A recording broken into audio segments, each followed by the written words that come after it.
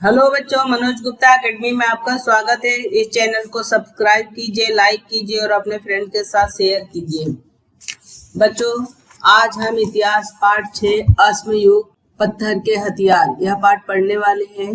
बच्चों, यह अश्म का मतलब मालूम है आपको? अश्म का मतलब होता है पत्थर और युग का मतलब होता है काल, समय, जिस समय पत्थरों का उपयोग किया जा रहा था हथियार बनाने के लिए, उस समय का युग यानी अश्म युग। अश्म युग में पत्थर के हथियार बनाए जाते थे। आवश्यकता अनुसार हथियारों के आकार और प्रकार, जैसे जैसे आवश्यकता होती गई वैसे वैसे उसके आकार और प्रकार बदलते गए। मान लो कोई चमचमाती हुई वस्तु जमीन में गड़ी हुई दिखाई दे तो हम उसे बाहर निकालने के लिए क्या करेंगे? सबसे पहले हमारे पास सबसे नजदीक क्या है? उंगली से हम उसे कुरेद के देखेंगे इसके अंदर क्या है, क्योंकि नजदीक वही है। अगर उससे भी नहीं हो पाए तो कोई सख्त चीज या टहनी ढूंढ के लाएंगे, या टहनी मतलब कोई सूखी लकड़ी ढूंढ के लाएंगे और उसे कुरेद के देखेंगे। इसके बावजूद भी काम नहीं बन पाए तो कोई नुकीला पत्थर लेके आएंगे। नुकीले पत्थर से भी तो काम हो जाना चाहिए, और नहीं उससे भी काम हुआ तो हम लोहे की सलिया लेके आएंगे और खोद के देखेंगे कि उसमें क्या गड़ा हुआ है। इससे हमारे ध्यान में यह आता है कार्य की आवश्यकता अनुसार साधन को चुनना होता है। जैसे जैसे जरूरत होती है वैसे वैसे साधन को हम चुनते हैं। साधनों का चुनाव निम्न 4 बातों पर निर्भर करता है। पहला है साधनों की उपलब्धता, यानी किस प्रकार के साधन है। जैसे यहाँ पे हमने साधन देखा, उंगली, लकड़ी, टहनी और पत्थर, सलिया। तो इस प्रकार साधनों को उपलब्धता है नहीं। मान लो हमको ज्ञान है लेकिन साधन उपलब्ध नहीं है तो हम उससे कुछ भी नहीं कर सकते हैं। दूसरा है न्यूनतम समय में न्यूनतम ऊर्जा का उपयोग करना, यानी थोड़े से समय में थोड़े से शक्ति का उपयोग करके, थोड़े से मेहनत करके हम उसका उपयोग करना। तीसरा है अधिकतम परिणामकारिता। अधिकतम यानी जो भी हम काम कर रहे उसका क्या परिणाम निकला। जैसे यहाँ पे मैंने बताया कि एक चमचमाती हुई वस्तु गड़ी हुई थी, उसको हम निकाल पाए क्या, तो परिणामकारिता हो गया। चौथा है साधन का उपयोग करने के अभ्यास द्वारा प्राप्त कौशल। मान लो हमको कोई चीज करना है तो उसको हमको आना चाहिए कि किस प्रकार खोदना है, कैसे खोदना है, उसमें वो निपुण होना चाहिए। देखो बच्चों, यहाँ पे कुछ हथियार बताए गए हैं कि कैसे हथियार का उपयोग करते थे। बड़े छिलकों से पुनः छोटे छिलके निकालना, यानी बड़े पत्थर के टुकड़े से छोटे छोटे टुकड़े निकालना। यहाँ पे दिखाया गया पत्थर का हथौड़ा, माने पत्थर से ठोकना। हथौड़ी क्या ठोकने का काम आता है ना, पत्थर का हथौड़ा। ऊपर दिया गया है सांभर की सींग से बना हथौड़ा। देखो ऊपर वाले जो हाथ है इसमें सांभर का सींग है, और उसके नीचे छोटे छिलके से महीन छिलका उतारना। उसके नीचे है हथकुलाड़ी। यहाँ पे बताया गया पत्थर के औजार में पत्थर के हथकुलाड़ी है। और यहाँ पे तोड़ू हथियार है। तोड़ू हथियार मतलब कोई भी चीज तोड़ने के कार्य में आता था। जैसे कोई कड़क फल हो गया तो उसको तोड़ने, हड्डियां वगैरह होगा, उसको तोड़ू हथियार कहते हैं। चिंपांजी जैसे बानर भी बीजों अथवा कठोर छिलके वाले फलों को तोड़ने के लिए पत्थरों का उपयोग करते थे। देखो बच्चों, यहाँ चित्र दिया गया है चिंपांजी का। ये देखो एक पत्थर से कोई फल को तोड़ रहा है तो इसका उपयोग करते थे। इसी भांति ढूह के भीतर, ढूह यानी जहाँ पे चींटियों की बाबी होती है ना, जिसमें बहुत सारी चींटियां रहती है, उसको पकड़ने के लिए टहनियों का उपयोग करते हैं। टहनियों से उसको हटाते हैं ताकि चींटियां बाहर निकल आए। मानव भी मृत प्राणियों की हड्डियों, पत्थरों, सूखी लकड़ियों और टहनियों जैसे साधनों का उपयोग करता था। निरंतर सूक्ष्म निरीक्षण यानी बारीकी से जांच करना, प्रयोग और स्वभावगत कल्पना शक्ति के आधार पर लकड़ियों, टहनियों, हड्डियों तथा पत्थरों को तराशा जाए तो उनकी सहायता से कार्य जो है अच्छी तरह से हो सकता है। मान लो एक पत्थर है और अच्छी तरह से उसको आकार नहीं दिया गया है और उससे हम कोई भी कार्य नहीं कर सकते, लेकिन अगर उसको एक सही आकार दिया है, जैसे पत्थर है, पत्थर को पकड़ने लाकर तो तोड़ू हथियार बन सकता है, या उसको नुकीला बना दे तो छुरी बन सकता है। इस प्रकार उसको तराशा जाए तो कोई भी कार्य अच्छी तरह से हो सकता है। यह मानव के ध्यान में आया है। इसके अलावा इन वस्तुओं को आवश्यकता अनुसार आकार दिया जा सकता है, यह भी उसकी समझ में आया। पिछले पार्ट में हमने देखा कि कुशल मानव के अवशेषों के साथ पत्थरों के हथियार भी पाए गए। हमने इसके पहले वाला जो पार्ट उसमें पढ़ा था, उसमें हमने पढ़ा था कि कुशल मानव थे और कुशल मानव के आसपास पत्थर के हथियार भी थे। देखो बच्चों, यहाँ पे कुशल मानव का चित्र दिखाया गया। देखो पत्थरों का हथियार किस प्रकार बना रहा है।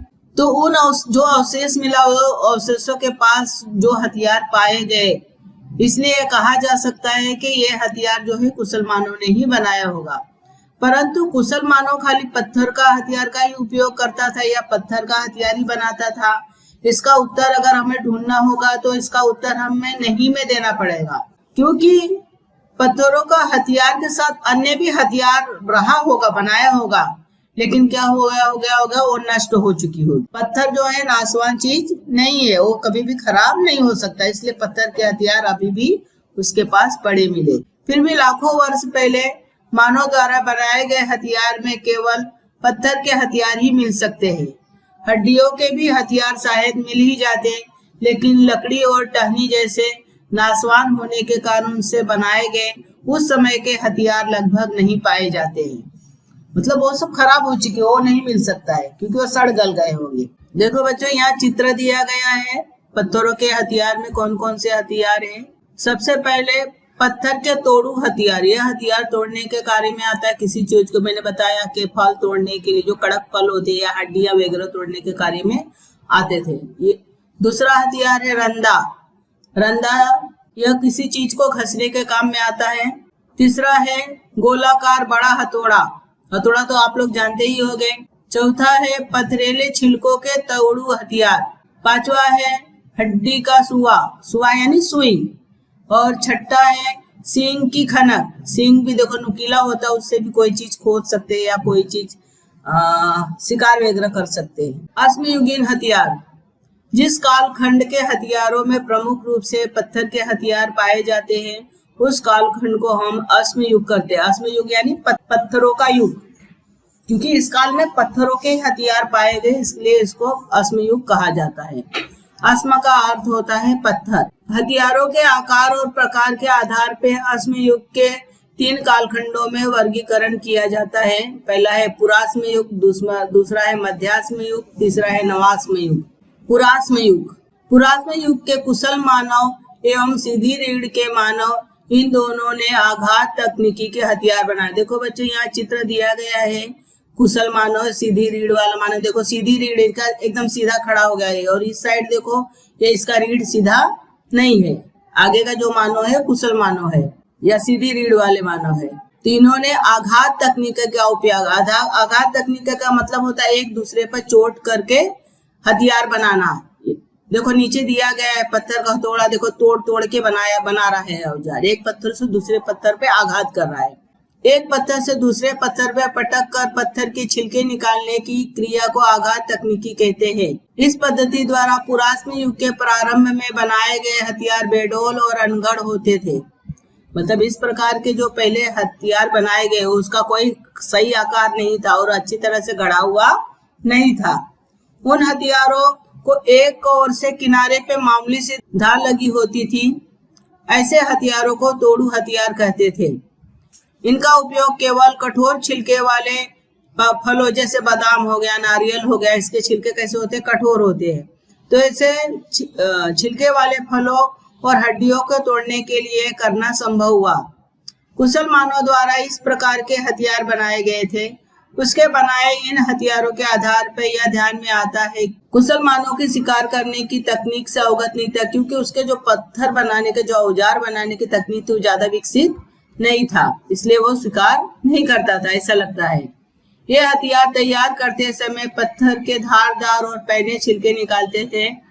मानव इन छिलकों का उपयोग चमड़े से चिपके हुए मांस को खुरचने के लिए, मांस अथवा अन्य पदार्थों के टुकड़े करने के लिए, लकड़ी तराशने के लिए आदि कामों के लिए करता था। देखो बच्चों, यहाँ ऊपर चित्र दिया है, छोटे छिलके से महीन छिलके उतारना, ये कार्य जो है पुराश्म युग के कुशल मानव करते थे।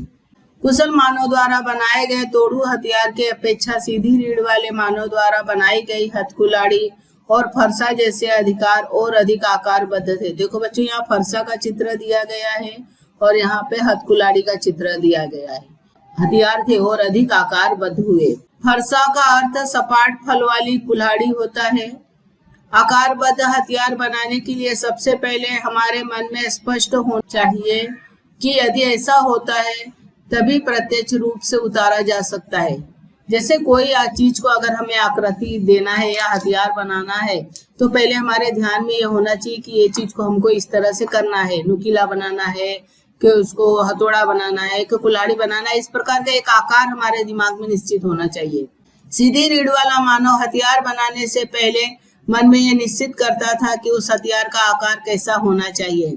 पत्थर के छोटे छिलके निकालने के लिए उसने सांभर के सींग जैसे नुकीली वस्तुओं का हथौड़े के रूप में उपयोग किया। देखो बच्चों, यहाँ सांभर का सींग दिया गया है। यह सींग बहुत ही मजबूत होता है, इसका उपयोग उसने हथौड़े के रूप में किया। इसके अतिरिक्त निकाले हुए छोटे छिलके के किनारों के पुनः महीन छिलके बनाए। जो छिलका निकला था, पत्थर के छोटे छोटे नुकीले टुकड़े निकलते थे। इसके पश्चात उन महीन छिलकों से उसने पैनी धार वाली खुरचुनियां और बसुले तैयार किए। देखो बच्चों, यहाँ पे खुरचुनी और बसुला दिया गया है। ऐसे हथियार उसने बनाए, अर्थात वह कार्य की आवश्यकता के अनुसार विभिन्न हथियारों का उपयोग करता था। अलग अलग प्रकार का हथियार बनाया और हथियार बनाने के बाद जिस तरह से उसको जरूरत होता उस प्रकार से उन हथियारों का उपयोग करने लगा। हथियारों में सुधार होने से सीधी रीढ़ वाले मानव के भोजन में भी अधिक विविधता आई, क्योंकि वह अब उसके लिए छोटे बड़े विभिन्न प्राणियों का शिकार करना उसके लिए संभव हो गया। देखो बच्चों, यहाँ पे चित्र दिया गया है। ये जो मानव है शिकार कर रहे हैं, सीधी रीढ़ वाला मानव है, शिकार करते हुए हमें दिखाई दे रहे हैं। इनमें प्रमुखतः हिरण, खरगोश, जंगली भैंसा जिसको अरना कहा जाता है, ऐसे प्राणियों का समावेश था। इन प्राणियों का वह शिकार करता था। शक्तिमान मानव ने पत्थर के हथियार बनाने की तकनीक में अधिक उन्नति की। अब वह छोटे आकारों के हथियार बनाने लगा। बुद्धिमान मानव ने पत्थर के हथियार बनाने की तकनीक में क्रांति कर दी। उसने पत्थरों के लंबे और पतले फल वाले तकनीक विकसित की। इन लंबे फलों से उसने छुरी, रंदा, सुवार, छैनी जैसे विविध प्रकार के हथियार बनाए। देखो बच्चों, यहाँ पे चित्र दिया गया है पतले और लंबे फल वाला हथियार। देखो यहाँ पे बहुत सारे चित्र दिया गया, हथौड़ा का दिया गया है, कुल्हाड़ी का दिया गया है, छुरी का दिया गया है। छोटे छोटे छिलके से छोटे छोटे औजार बनाए यहाँ पर बनाया हुआ दिखाई दे रहा है। हथियार और अन्य वस्तुएं बनाने के लिए वह चिकने पथरीले वर्ग के दुर्लभ पत्थर और हाथी दांत जैसे वस्तुओं का उपयोग करने लगा। देखो बच्चों, यहाँ पर हाथी का दांत दिखाया गया है, इसका उपयोग वो करने लगा। बुद्धिमान मानव ने हथियार बनाने की तकनीक, परिसर ज्ञान और अन्न प्राप्त करने की तकनीक में बहुत उन्नति कर दी थी। परिणाम स्वरूप इसके लिए एक ही परिसर में दीर्घ काल तक निवास करना संभव हो गया था। देखो बच्चों, यहाँ चित्र दिया गया है। बुद्धिमान मानव ने हथियार बनाया और हथियार बनाने के कारण उसका विकास हुआ। वो एक ही परिसर में रहकर अपना खेती करने लगा। अन्न का ज्ञान उसे प्राप्त हुआ कि कैसे फसल उगाया जाता है, कैसे शिकार किया जाता है, सबकी जानकारी हुई, जिसके कारण वह एक जगह पर बहुत समय तक निवास करना उसके लिए संभव हो गया। बुद्धिमान मानव के समूह झोपड़ी बनाकर रहने लगे तो कुछ सामूहिक पर्व भी मनाने लगे। पर्व का मतलब होता है साथ में जो त्योहार मनाते, जैसे गणेश उत्सव ऐसा हम त्योहार मनाते हैं ना, उस प्रकार के सामूहिक त्योहार भी मनाने लगा। ऐसा कहा जाता है कि बुद्धिमान मानव द्वारा निर्मित अनेक कलात्मक वस्तुओं, गुफा चित्रों का इन पर्वों के साथ संबंध होना चाहिए। ऐसा लोग मानते हैं कि जो कलात्मक वस्तु बनाया गया है, जो गुफा में चित्र प्राप्त हुए हैं, वो जो चित्र है इन्हीं त्योहारों से संबंधित है। बुद्धिमान मानव आभूषणों का उपयोग करने लगा। आभूषण का मतलब होता है गहना, यानी मानव जो तरह तरह का आभूषण भी पहनने लगा। विभिन्न प्रकार के शंख, हड्डियों और प्राणी के दांतों से बनाए हुए मनके, मनके का मतलब होता है मोती, मोती का उपयोग करने लगा। इस प्रकार उन्नत मानवीय संस्कृति की प्रगति का प्रारंभ पुरास्म युग में ही हुआ है, ऐसा मानते हैं। भारत में पुरास्म युग के हथियारों के अवशेष कश्मीर से लेकर तमिलनाडु तक विभिन्न स्थानों पे पाए गए हैं, परंतु पुरास्म युगीन मानव के अवशेष भारत में पर्याप्त मात्रा में नहीं पाए गए हैं। मध्य प्रदेश के होशंगाबाद के समीप नर्मदा नदी के किनारे हथनोरा नाम का गांव है। इस गांव के परिसर में अश्मीभूत खोपड़ी और कंधे की हड्डी के अवशेष पाए गए। देखो बच्चों, अश्मीभूत खोपड़ी और कंधे के हड्डियां भी पाए गए हैं। ये अवशेष पुरास्म युग की एक स्त्री का है। इसके अतिरिक्त पुदुचेरी के निकटवर्ती एक गांव के परिसर में अश्मयुगीन एक बालक के अश्मीभूत खोपड़ी मिली है। उसके अलावा अफगानिस्तान और श्रीलंका में भी पुरास्म युगीन मानव के कुछ अवशेष पाए गए हैं। महाराष्ट्र के पुरातन युगीन स्थानों में नासिक के निकट गंगापुर और नेवासा के निकट चिरकी नेवासा जो स्थान जो है बहुत ही प्रसिद्ध है। गंगापुर गोदावरी नदी के किनारे पर स्थित है। चिरकी निवासा यह स्थान प्रवरा नदी के किनारे पर बसा हुआ है। इससे हमको पता चलता है कि जो मानव संस्कृति, आदि मानव संस्कृति थी, वो नदी के किनारे बसा हुआ था। यह इसलिए बसा था कि जीवन जीने के लिए पानी बहुत ही जरूरत होती थी। खेती करने के लिए, जीवन जीने के लिए, पीने के लिए पानी की आवश्यकता होती थी। इसलिए मानव संस्कृति ज्यादातर के नदी के किनारे विकसित हुई। देखो बच्चों, यहाँ पे गुफा चित्र दिखाया गया है, भीमबेटका का पुरातन युगीन गुफा चित्र। ये गुफा चित्र जो है आदि मानव ने बनाए थे। इससे पता चलता था कि वहाँ पे जानवर कैसे होते थे और वो कैसे त्योहार मनाते थे। इस प्रकार के चित्र द्वारा हमको पता चलता। मध्याह्न युग, मध्याह्न युग के बुद्धिमान मानव की प्रगति का एक चरण और आगे बढ़ी। उसने कुत्ते को मानव का अभ्यस्त बना दिया, यानी कुत्ते को पालना भी सीख लिया। मध्याह्न युग में जलवायु और पर्यावरण में होने वाले परिवर्तनों के कारण मानव की जीवन शैली में बदलाव आने लगा। जैसे ठंडी, गर्मी, बरसात, ऐसे पर्यावरण में जो बदलाव होता था उससे उनकी जीवन शैली में बदलाव होने लगा। जैसे मैंने बताया कि वो जैसे ठंडी पड़ी तो कपड़े पहनने लगे, जानवरों के चमड़े के साल पहनने लगे। बारिश हो रही है तो वो गुफा में रहने लगे या झोपड़ी बना के रहने लगे। इस प्रकार उनकी जीवन शैली में बदलाव आने लगा। बुद्धिमान मानव शिकार के साथ साथ पशुपालन और प्राकृतिक रूप से उत्पन्न होने वाले अनाज की कटाई भी करने लगा।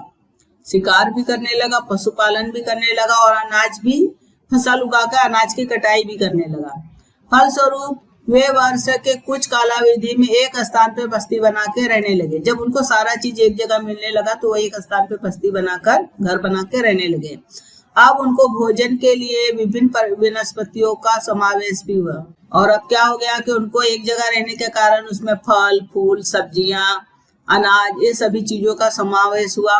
उस कालखंड में भेड़, बकरी जैसे प्राणियों के पाल कर मनुष्य ने उन्हें पालतू बनाना भी शुरू कर दिया। इन सभी का विचार करने पर मध्याह्न युगीन बुद्धिमान मानव के लिए शिकार करने, मछली पकड़ने, कटाई करने, तोड़ने जैसे अनेक प्रकार के कार्यों के लिए ऐसे हथियारों की आवश्यकता थी जो विभिन्न प्रकार के हल्के वजन वाले और लंबे समय तक टिके रहेंगे।